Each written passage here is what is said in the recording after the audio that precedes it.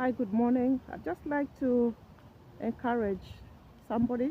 I particularly want to speak to those people who are impacted by the deportations in USA. And, having gone back to your country, you haven't prepared, you did not prepare, you didn't see anything coming. I do recall having this conversation with somebody. It wasn't about deportation per se, but it was about supposing the government rises up one day and says, return to your country. And that would be regardless of what um, status you had, whether you had uh, indefinite leave to remain, whether you didn't have any kind of status and you were perhaps illegal and you were in hiding. Supposing the government wakes up and says, I will pay you X amount, or we will not pay you but we will deport you, what will we do? And it was like a joke, but looking at it now, it's come to pass. Um, of course, now we all know that mass deportations have been taking place within the United States in Trump's administration. And honestly speaking, as a resident in the United Kingdom, I always believe that United States, when they come into a decision, UK usually follows. If they don't follow directly and exactly the same way, they do find something else to actually copy. Because now you have Kemi Badenoch, Tory leader, who has come up with immigration policy to increase the time to apply for ILR to 10 years and then another 5 years into citizenship. I'm just here to encourage somebody because I think that by God's grace, we always need to try and be prepared. If you are an illegal immigrant or if you're an immigrant, whatever kind of immigrant you are and wherever you are, I think we all need to be thinking about how we are going to prepare something home should we have to just up and go. And I don't think that everybody will ever have to just rise up and go. I don't think so.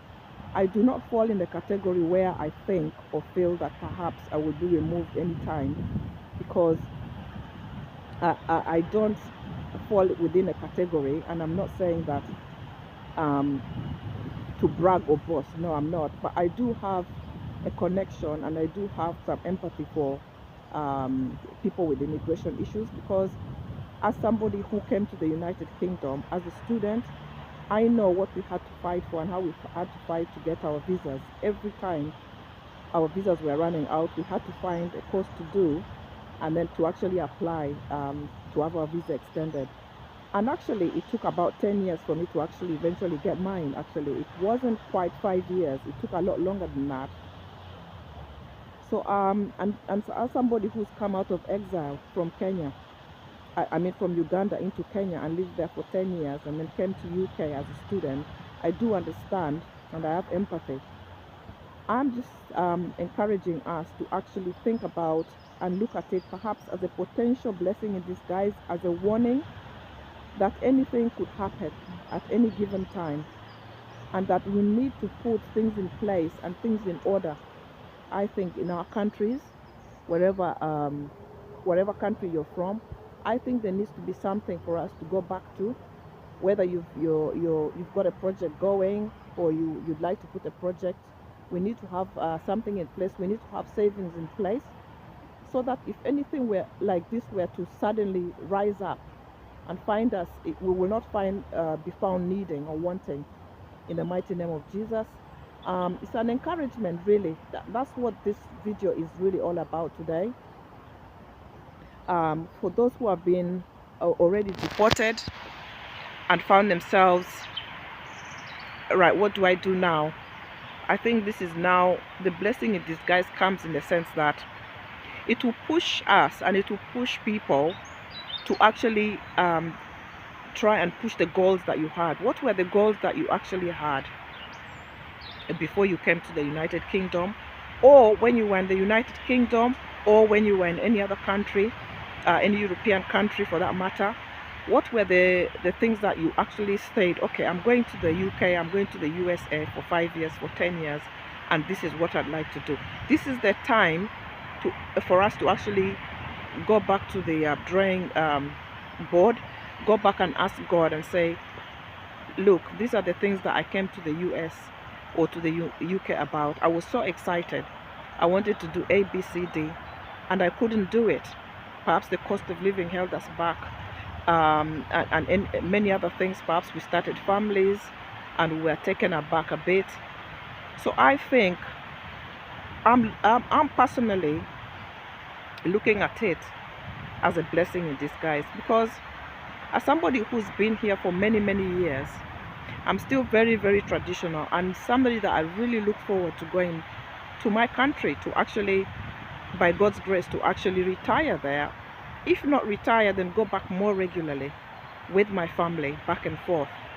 I think it is healing for us to be able to have something to go back to. It is better for us as a people.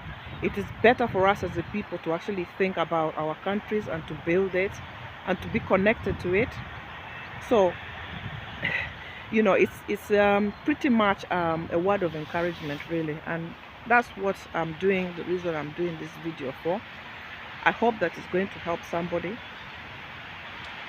and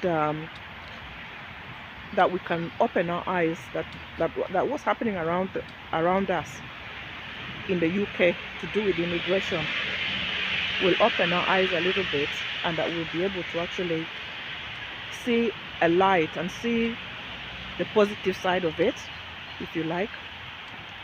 I'm not one to come and talk about what is happening and then to just put it out there and say, there it is. But actually, I want to encourage people that actually for everything that happens, it happens for a reason. And this could be somebody's blessing. This could be somebody's blessing, you know, to go and find your feet and to do something else. Thank you so much. Until next time. Bye-bye.